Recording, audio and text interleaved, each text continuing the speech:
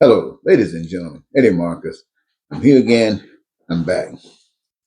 And I want to share something with you. Maybe some of you might recall, but I'm sure most of you don't.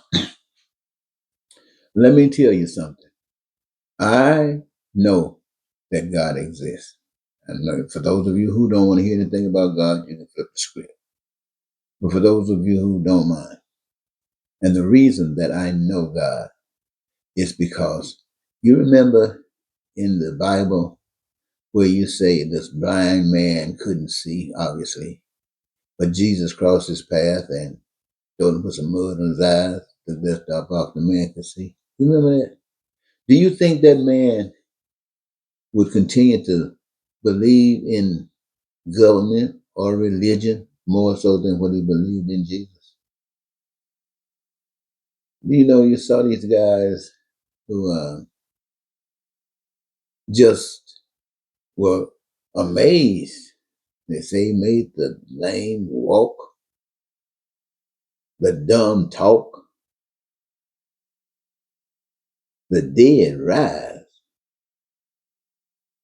and walk on water. And then went to the cross, not afraid, but even then apologized for all the people that's down here on this earth. Do you think that you can know this about such a one and turn your back on that one? Well, many of them did back in that day. In fact, except those that were killed, turned their back on. Just like we in America have turned our back on God. And I guess it's because many of you don't know God. You see, when you get that miracle, you know man can't do that. Then you can understand how the world is made without man. You can understand how all the resources on this earth without man. Because you saw something that man can't do. And that eliminates the possibilities. No, it is real. Especially if it's good. If it was ugly, you probably would call it the devil. But it was beautiful. And so I sit here knowing this. And I guess God is proving something to me because God gave me a plan years and years ago that I was so excited about. I saw it relieving America of all of America's problems. And I was elated. I wanted to be president so I could have that platform and speak to the nation. Just show you simply how easy it is. And so when Bill Clinton was running for president the first time, I ran against Bill Clinton because I knew Bill Clinton was an okay guy. We all are okay guys. But the kind of things that the nation needed, Bill Clinton wasn't thinking about that. I knew that. So I ran against him. And I used whatever platform I could, which was passing out flyers, trying to get in touch with some newspapers, sending some stuff here and there in different various states, trying to see if anybody would write anything. You see, people were so unconcerned about God's plan, about this heavenly thing, that I had to run as a write-in. But I didn't let that stop me. I kept on championing God's way as a write-in. Now, obviously, I didn't win, but that wasn't against me. That was against the people who were saying they ain't thinking about God. Just like this last election in America, when they had this black woman telling America all this other that Donald Trump was going problem they're going to cause and what they could get. They, in spite of all of that, told her to go to hell, and they voted for the devil. So I understood that when I was talking about God's way, which worked for everybody, the majority of the people were saying, to hell with everybody, it's about us. And you saying you're not protecting us above the others. So they ignored me. And when they ignored me, the rest of the nation will ignore me as well. Now, that blew my mind when Donald Trump came on scene talking all that ugly stuff, talking all that really ugly stuff. And the camera, you couldn't get him out of his face. That they were making sure the world got a big dose of lying and cheating and stealing and homongering and all the rest of it. They were making sure they got a hold, and it wasn't to tear him down, it was to lift him up because they were having a party lifting up evil. And so when Bill Clinton ran the second time, I ran again, and I had the same effect. Some people heard something, but nobody heard that was willing to say, well, I like this. I'm going to support this. Let me see what I can do to make this real.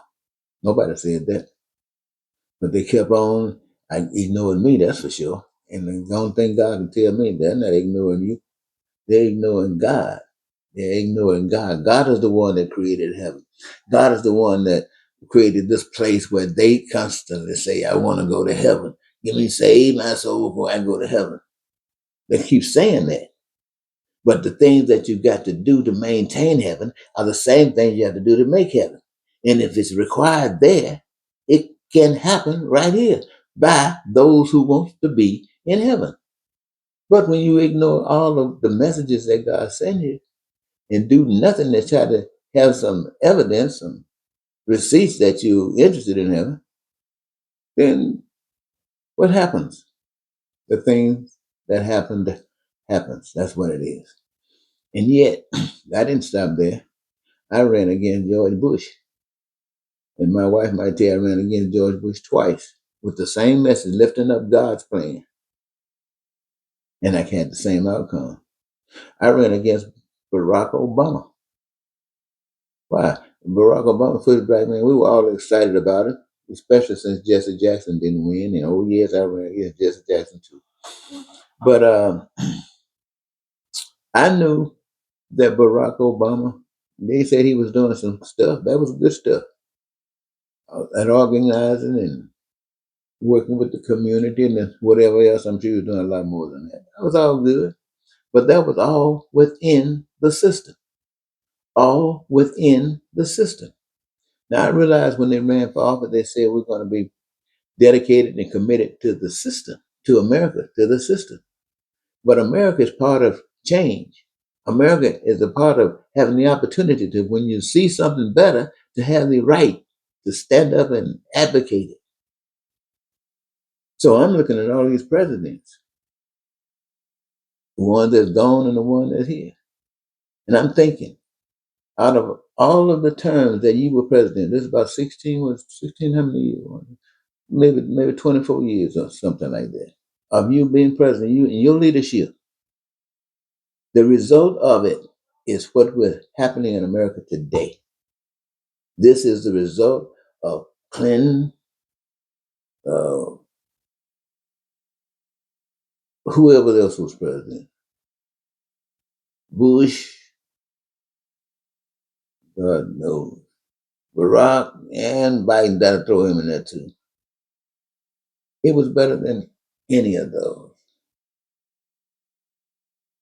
But no one wanted it. And I sit here after a continuation of 40 years telling you that every human being on the face of the earth, God has it so that since you are on earth, you can participate in life by giving you something to do when you get here and mature to the age that is acceptable and then when it works. But it's a gift, something that you love doing, which has been denied most of the people on earth, except some of those things that help other folks make money. But this has nothing to do with that. It's about you knowing what it is. It might be digging a ditch, but it's the greatest love you could ever have. And when you dig in that ditch, you're cleaning that toilet, you get complete, absolute joy.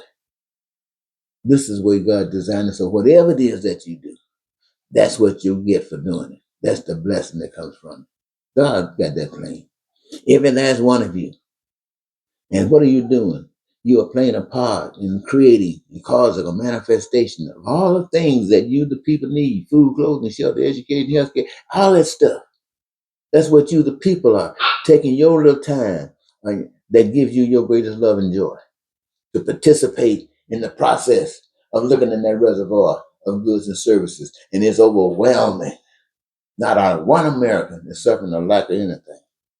Not one Russian, not one Chinese, Asian, or African, not one anybody is suffering a lack of anything that they want, need, and desire. Why? Because we, the people, are being led by a spirit that designed us, and we're following through with that design to engage and watch heaven all around us by our own hands, being used by the spirit of that power that's able to make miracles in everybody. No lying, no cheating, no hating, no racism. And this is what God has been offering you for 40 some years. And for 40 some years, nobody is talking about stuff like this. And if they are, they're not talking about it with any serious tone. As far as I can see, well, then maybe other countries perhaps, but not in America. And we say that things like this are so great that you got people walking into fire furnaces saying they don't care if they do get burned up. They don't believe God will let them, but if it is, that's okay. We got people opening seas, and we still letting somebody that causes pain and suffering in our lives control us. But we do that because we didn't know any better. We didn't know any better because nobody was here to tell you better. Anytime somebody came, they came in small numbers. It's hard to find. Many are called, but few are chosen. It's hard to find. God's calling everybody, but hard to find one or two. And they get out there and start doing what God says do, and then you guys kill them. You say, well, I didn't have nothing to do with it. Yes, you did. You sit along and went along with that same old system. See, these guys out here talking about something new. They're talking about something different. They're talking about something that works. They're not talking about the exploitation and stuff they do as we, as people, go through every day. No, and they're killed. What I'm talking to you about today and what I've been talking to you about for 40 years, you ask yourself, why am I still living? You want me to tell you why I'm still living, talking this talk? Because not one single one of you have listened. Not one of you have paid any attention to this God message I've been sharing with you. So why they gonna mess with me? They don't need to mess with me. You done already whipped me to death. You trying your best to beat me to death, laugh at me, laughing at God's message while you got a crook running the country. And everybody he brings in is crook, and he's taking and causing pain and suffering to you every day. And you still up there rather have him than to have the message that I bring. Now you say, I'm old. Yes, of course I'm old. If there's anybody that's younger that can do this God doggy thing, I'm sure God will be calling them. I wouldn't be sitting up here saying this. They'd be doing it. Why? Because they couldn't sit still. But it's not even about that. It's about now that you got this message, what is it to you? Your history, your past says it was nothing to you. Nothing. You chose a system. Well, then, and it wasn't about if anybody else cared. What did you care? Did you care about the people? Did you care about the sick? No. No, well, I know you didn't stand a chance of winning. I couldn't. Why? Because look at you.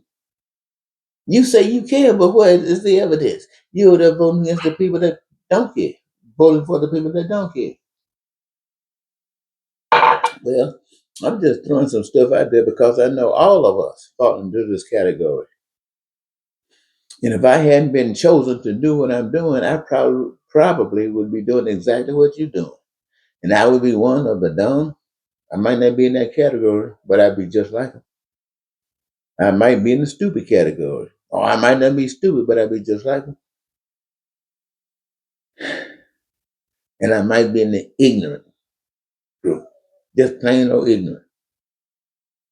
But then if I wasn't ignorant, it'd still be the same.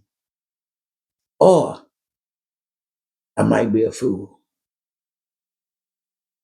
But if I were a fool, that would explain now me clear as a fool why stupid,